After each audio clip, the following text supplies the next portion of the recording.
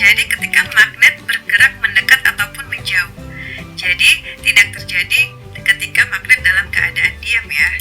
Nah, kemudian gerakan magnet yang mendekat dan menjauh inilah menimbulkan perubahan medan magnet. Jadi oleh sebab itu arus listrik terjadi karena adanya perubahan medan magnet. Ingat ya. Nah, kemudian semakin cepat perubahan medan magnet yang terjadi, maka arus yang timbul juga akan semakin besar.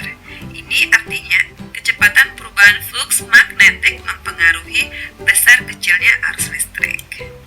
Oke, jadi arus dan beda potensial akibat perubahan fluks magnetik inilah yang dinamakan dengan arus dan tegangan induksi. Ya kan? Nah, baik, jadi gejala timbulnya arus dan tegangan akibat perubahan fluks magnetik inilah yang dikenal dengan induksi elektromagnetik. Nah, adapun penerapan atau aplikasi hukum Faraday yang bisa kita jumpai dalam kehidupan sehari-hari itu adalah pada generator, ya kan? Jadi generator ini memanfaatkan induksi elektromagnet untuk menghasilkan listrik. Nah, pada generator terjadi perubahan energi gerak menjadi energi listrik. Adapun prinsip kerjanya itu adalah memutar kumparan di dalam medan magnet sehingga menghasilkan arus listrik induksi. Nah, generator ini dibedakan menjadi dua ya. Yang pertama itu ada AC atau accelerated current atau yang dikenal juga sebagai alternator. Nah, generator yang AC ini menghasilkan arus bolak-balik dan menggunakan cincin ganda atau cincin geser atau yang biasa disebut dengan slip rings. Oke. Yang kedua, generator DC atau direct current.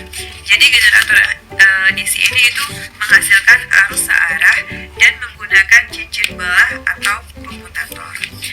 Nah, ini perbedaan antara generator AC dan generator DC ya. Nah, baik, selanjutnya itu contoh yang kedua adalah dinamo, ya kan? Jadi sama sih halnya dengan generator. Dinamo ini memanfaatkan induksi elektromagnet. Jadi prinsip kerjanya itu sama juga, hampir sama seperti generator, yaitu memutar kumparan di dalam medan magnet tetap atau memutar magnet di dalam kumparan untuk menghasilkan arus listrik induksi.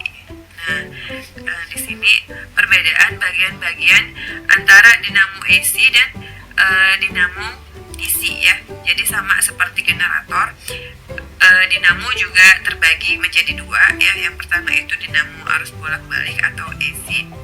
Pada dinamo ini menggunakan cincin ganda ya atau dua cincin. Kemudian dinamo arus searah direct current. Jadi pada dinamo ini itu menggunakan satu cincin yang dibelah menjadi dua atau biasa juga disebut dengan cincin belah. Nah, untuk aplikasi hukum Faraday yang ketiga itu adalah transformator ya, atau biasa juga disebut dengan trafo. Jadi komponen trafo ini itu adalah berfungsi untuk menaikkan atau menurunkan tegangan bolak-balik atau AC. Adapun trafo terdiri dari tiga komponen pokok ya. Yang pertama itu adalah kumparan pertama atau biasa yang disebut dengan primer. Nah, dia bertindak sebagai input. Kemudian kumparan kedua atau disebut juga dengan sekunder yang bertindak sebagai output, dan inti besi. Jadi seperti ini ya. Ini inti besi yang berfungsi untuk memperkuat medan magnet yang dihasilkan.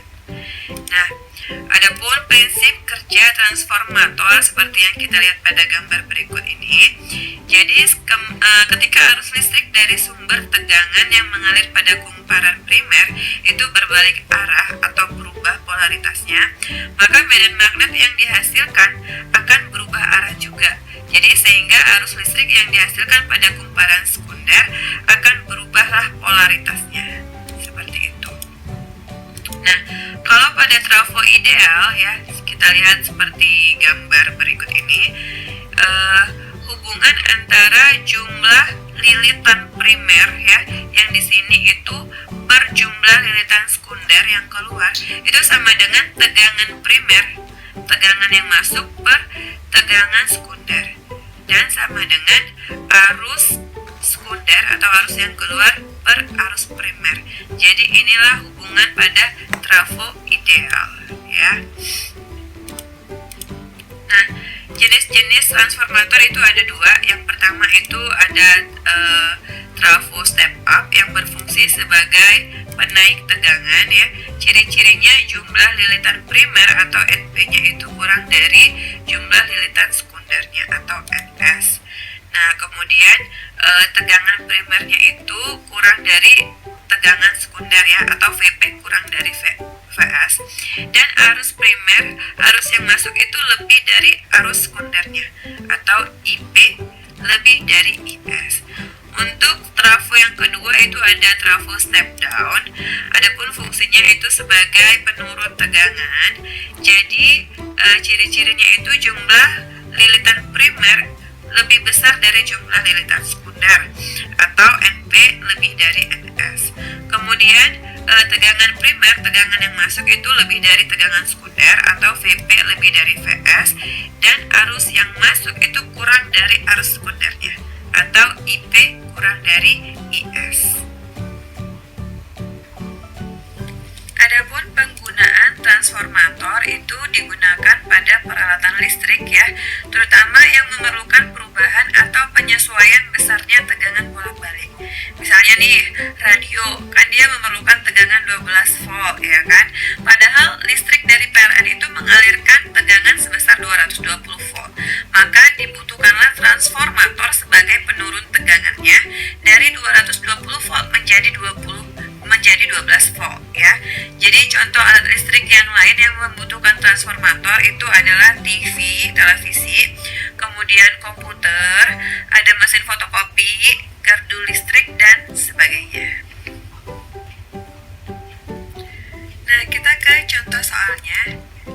Untuk menyalakan lampu 10 volt dengan tegangan listrik dari PLN 220 volt, maka digunakanlah transformator step down. Jika jumlah lilitan primer trafo 1100 lilitan, maka berapakah jumlah lilitan pada kumparan sekundernya? Oke, sekarang kita selesaikan. Seperti biasa, kita buat dulu yang diketahuinya. Kalau tegangan primer atau VP-nya itu sebesar 220 volt, kemudian tegangan sekundernya itu sebesar 10 volt ya, dan NP atau lilitan primernya itu sebesar 1100 lilitan. Oke, yang ditanya lilitan pada kumparan sekunder, maka kita masukkanlah ke dalam persamaan berikut. VP per VS sama dengan NP per NS ya. VP-nya itu kan 220 volt, kemudian VS-nya 10 sama dengan 1100 per NS. Kemudian setelah seperti ini kita kalikan silang, sehingga NS sama dengan 10 volt per 220 volt dikali 1100, maka hasilnya adalah 50 lilitan. Nah, selanjutnya ada efisiensi transformator ya kan. Jadi pada kenyataannya trafo itu nggak pernah ideal. Kalau tadi kita bahas trafo ideal ya kan, jadi sebenarnya trafo itu tidak pernah ideal karena pada saat digunakan pasti selalu timbul energi kalor. Jadi sehingga energi listrik yang keluar dari kumparan sekunder itu selalu lebih kecil daripada energi listrik yang masuk ke kumparan primer. Akibatnya daya sekunder lebih kecil daripada daya primernya. Jadi perbandingan antara daya listrik keluaran dengan daya listrik yang masuk pada transformator inilah yang disebut sebagai efisiensi transformator yang dirumuskan ke dalam persamaan berikut ya.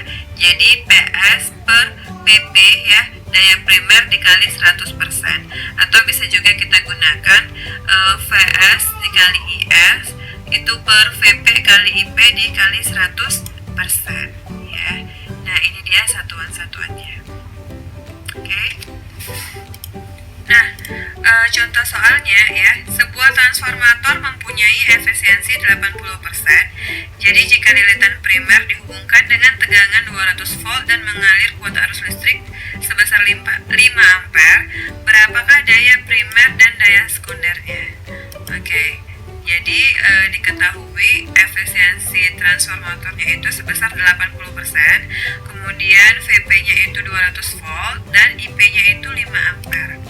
Sehingga kita selesaikan dengan persamaan berikut. PP sama sama dengan VP dikali IP.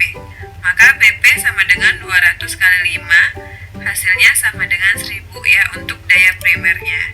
Nah, gimana dengan daya sekundernya? Daya sekundernya kita masukkan ke dalam persamaan efisiensi trafo itu sama dengan PS per BP dikali 100% ya. Jadi 80% sama dengan PS per 1000 ya. Untuk latihan soalnya yang bisa kalian kerjakan di rumah itu nomor 1 ya, perbandingan lilitan primer dengan lilitan sekunder sebuah transformator adalah 4:10. Jika kuat arus primernya 8 ampere, maka berapa kuat arus sekunder?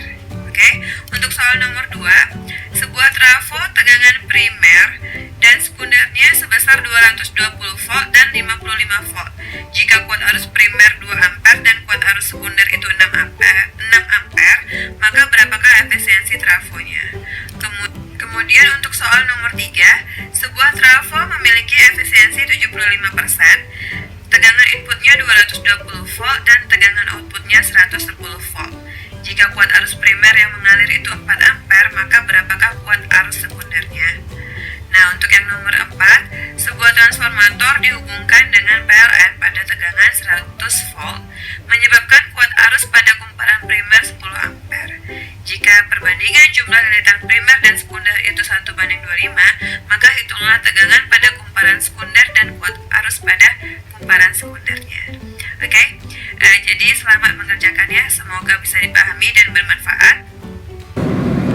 Assalamualaikum warahmatullahi wabarakatuh.